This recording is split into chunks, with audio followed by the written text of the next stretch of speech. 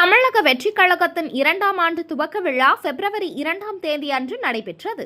இதனை முன்னிட்டு மயிலாடுதுறை மாவட்டம் அடுத்த பல்லவராயன்பேட்டை நரிக்குறவர் காலனியில் நலத்திட்ட உதவிகள் வழங்கும் நிகழ்ச்சி கட்சியின் மாவட்ட செயலாளர் குட்டி கோபி தலைமையில் நடைபெற்றது. இந்த காலனியில் வசிக்கும் 100க்கும் மேற்பட்ட நரிக்குறவர் இன மக்களுக்கு விலையில்லா வேஷ்டி சேலைகள், பள்ளி குழந்தைகளுக்கு நோட்டு புத்தகங்கள் ஆகியவை வழங்கப்பட்டன. தொடர்ந்து அப்பகுதி மக்களுக்கு மதிய விருந்தாக சிக்கன் பிரியாணியுடன் கூடிய உணவு அளிக்கப்பட்டது. நகர செயலாளர் ராஜ்குமார், ஒன்றிய பொறுப்பாளர் ரமேஷ் மற்றும் நிர்வாகிகள் பலர் இதில் பங்கேற்றனர்.